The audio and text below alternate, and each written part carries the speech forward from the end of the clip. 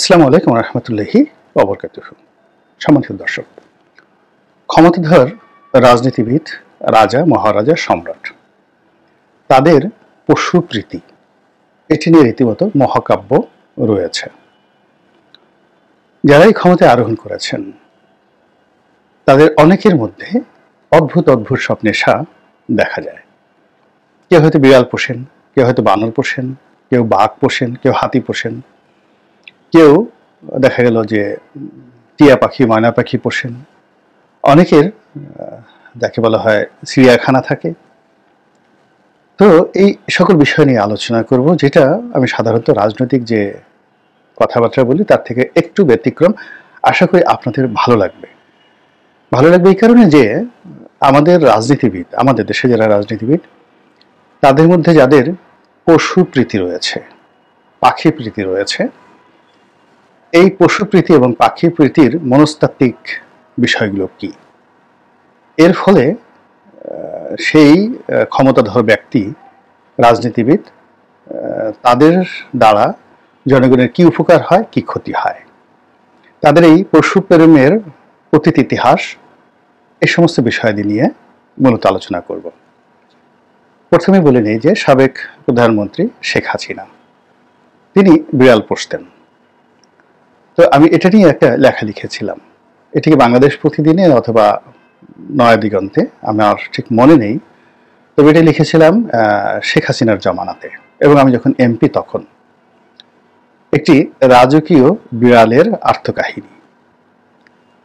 আবার আরেকটা লেখা লিখেছিলাম, ওটাও সম্ভবত বাংলাদেশ প্রতিদিনে। সেটা হলো একটি রাজকীয় বানরের আত্মকাহিনী। তো রাজকীয় বানরের যে আত্মকাহিনী, এটা যেভাবে একটা ঐতিহাসিক ঘটনাকে কেন্দ্র করে লিখেছিলাম, আবার ওই যে বিড়ালের যে কাহিনী, ওটি মূলত শেখ হাসিনার যে বিড়াল, তাকে নিয়ে লিখেছিলাম। এই যে শেখ হাসিনার বিড়াল প্রীতি বা বানরটিকে নিয়ে যে লিখেছিলাম, সেটা হলো কারবালা যুদ্ধের জনক এবং ইমাম হাসান এবং ইমাম হুসেন রাদিয়াল্লাহু তাআলা আনহু-এর হত্যাকাণ্ডের যিনি বরপুত্র, সেটা হলো ইয়াজিদ ইবনে মাভিয়া, উমাইয়ার শাসক। মুসলমানদের নিকট এই নামটি, বিশেষ করে সুন্নি মুসলমানদের নিকট, শিয়া মুসলিমদের নিকট ভীষণ রকম নিন্দিত। তারা বিশেষ করে কারবালার যুদ্ধের নির্মমতার জন্য পুরোটাই ইয়াজিদকে দায়ী করেন।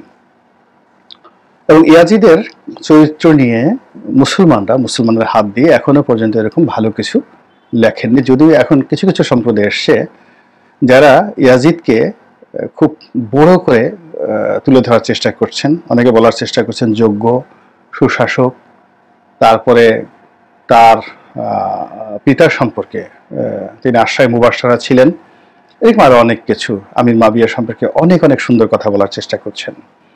তো এনিওয়ে, আমি সে ধরনের ইসলামিক বিতর্কে না গিয়ে যেটা আমি ইতিহাস থেকে জেনেছি এবং পড়েছি, সেটি হলো এই ভদ্রলোক, অর্থাৎ ইয়াজিদ ইবনে মুআবিয়া, তিনি বিরল এবং অভিশপ্ত একটা অজানা রোগে আক্রান্ত হয়ে তার প্রাণ গিয়েছিল। এটা সত্য কথা। এবং তিনি যে সময়টিতে শাসন ক্ষমতাতে ছিলেন, তখন আরবের যে রাজনৈতিক অবস্থা, সবচেয়ে খারাপ অবস্থা।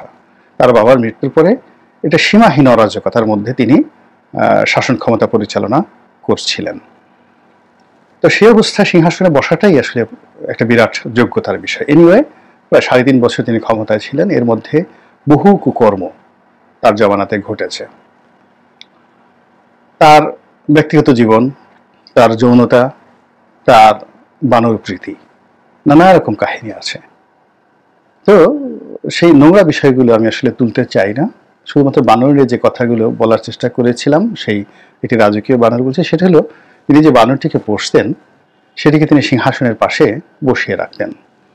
তার সভাসদ এবং যারা দরবারের হর্তাকর্তা, আমিররা, তারা তাকে কুর্নিশ করত এবং অ্যাট দ্য সেম টাইম সেই বানরকেও কুর্নিশ করত। এবং আরো অনেকেই অতিমাত্রায় তাকে খুশি করার জন্য সেই বানরের হাত ধরে চুম্বন করত এবং বানর আবার তাদেরকে আদর করে দিতেন। এবং বানর যদি কোনো সভাসদের মাথায় হাত বুলিয়ে দিতেন, তাহলে সেই লোকটি নিজেকে সৌভাগ্যবান মনে করতেন।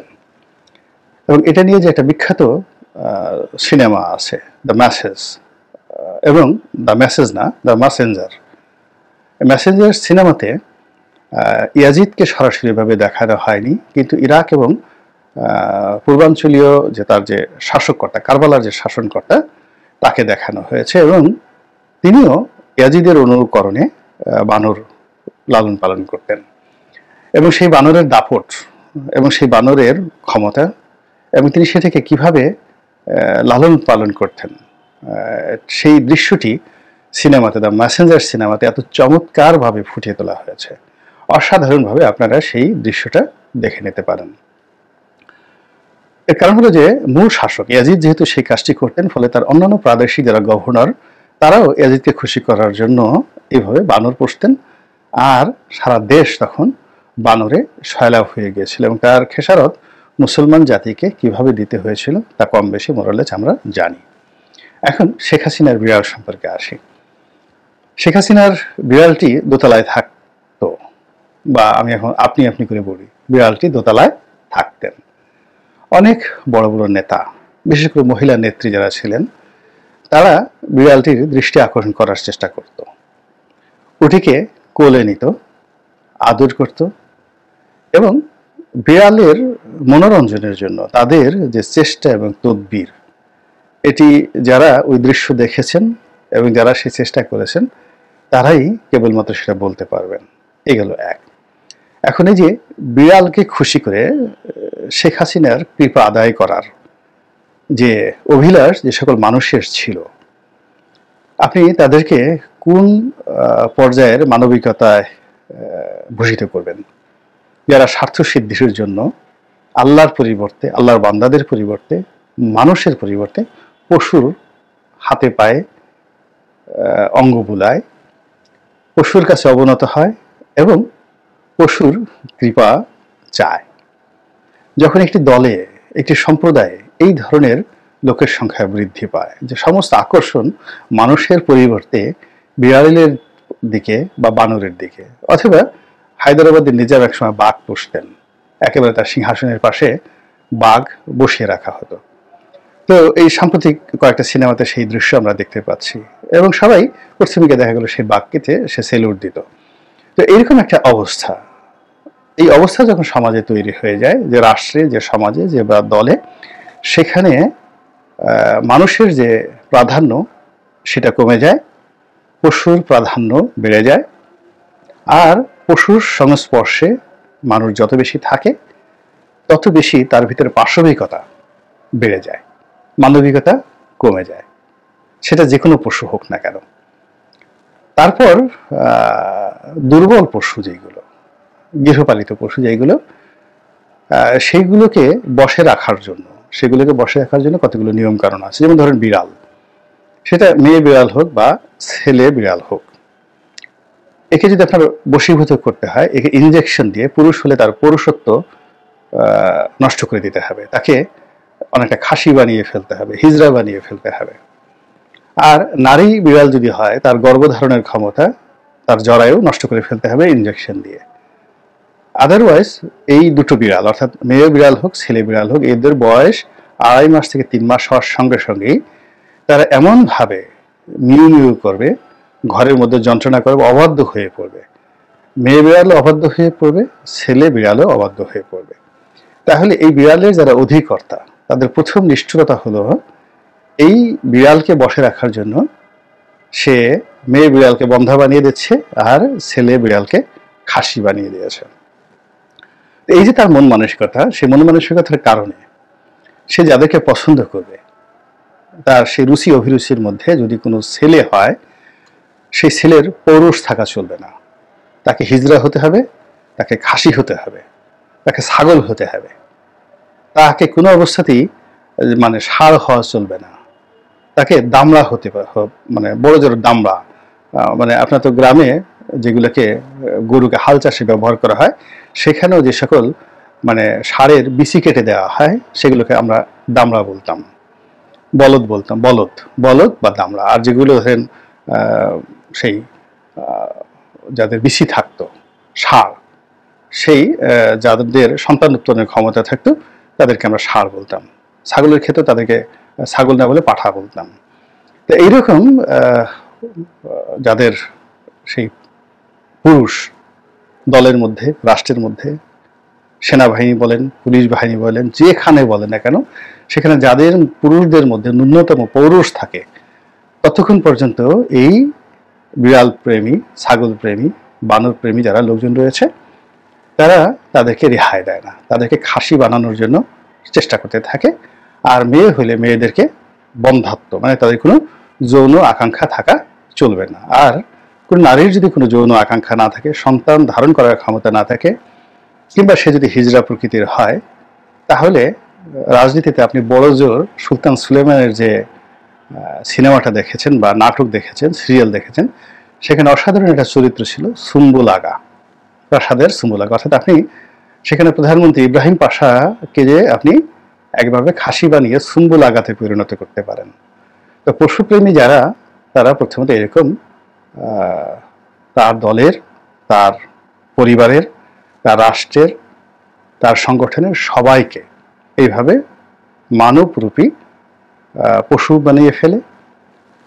তারপরে ষাঁড়রূপী তাকে দামড়া বানিয়ে ফেলে, আর বিড়ালরূপী নপুংসক বানিয়ে ফেলে। এই হলো প্রথম লক্ষণ। দ্বিতীয় লক্ষণ হলো যে তারা সবসময় স্বজাতি বিদ্বেষী হয়। এবং প্রকৃতিতে দেখবেন যে স্বজাতি বিদেশি প্রাণীর মধ্যে সবচেয়ে নির্মম এবং নিঃশংস একটি প্রাণী রয়েছে। সাধারণত প্রাণীদের নাম নিতে হয় না, আপনারা সবাই জানেন যে এরা খুবই ঘৃণিত, নিন্দিত একটি প্রাণী। এবং এদের এই নিন্দনীয় যে বিষয়াদি রয়েছে, তার এক নম্বর কারণ হলো ওরা নিজেদের জাতিকে তারা পছন্দ করে না। এমনকি যার সঙ্গে কিছুক্ষণ আগে সঙ্গম করলো, সঙ্গম শেষ, অমনি তাকে একটা কামড় বসিয়ে দিল, এবং তারা কোনো দায়িত্ব নিতে চায় না। সারাক্ষণ শুধু তারা বিশ্রী ভাষায় চিৎকার করতে থাকে। তো এই যে পশুপ্রেমের এই প্রথম বৈশিষ্ট্য হলো যে যাদের মধ্যে পশুপ্রেম, তারা স্বজাতি বিদ্বেষী হয়ে থাকে। অর্থাৎ তারা কোনো রাজনীতিবিদদেরকে দেখতে পারে না, তাদের মতো দ্বিতীয় কোনো ব্যক্তি বেড়ে উঠুক তারা চায় না।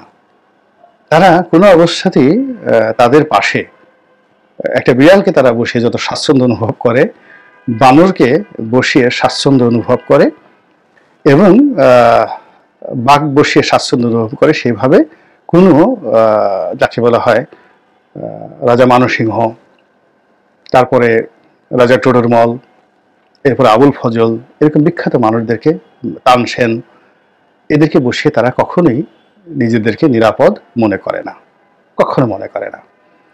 তো এই যে পশুপ্রেম, রাজনীতির যে পশুপ্রেম, এই দুটো বিষয় নিয়ে কেন আলাপ করেছি, কি জন্য আলাপ করেছি, এটা আওয়ামী লীগের লোকজন এখন হাড়ে হাড়ে টের পাচ্ছেন।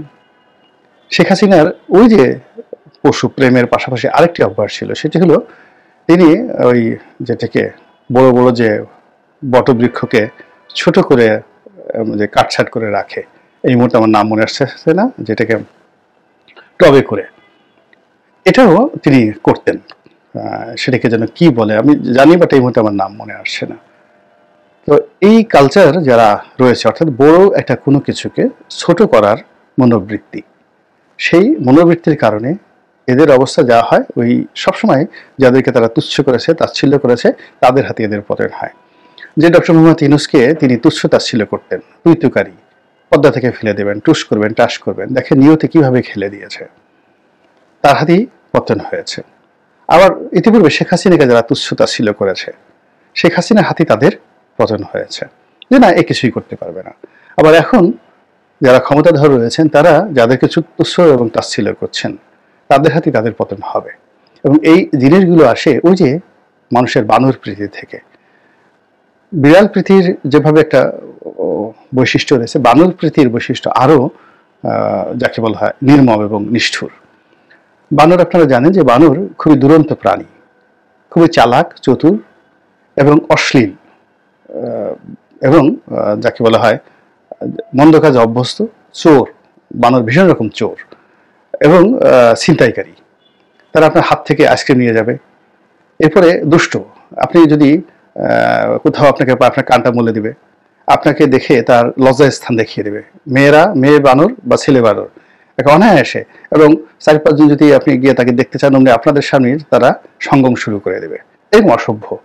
তো এরকম অসভ্য প্রাণী যারা মাথায় করে ঘুরেন, তারা মূলত মানুষদের মধ্যে যে সকল বাজে লোক রয়েছে, মন্দ লোক রয়েছে, চরিত্রহীন লোক রয়েছে, জেনাকার রয়েছে, ব্যভিচারী রয়েছে, দুর্নীতিবাজ রয়েছে, তাদেরকে সবসময় তারা প্রাধান্য দিয়ে থাকে, বানরের চরিত্র সম্পন্ন লোক।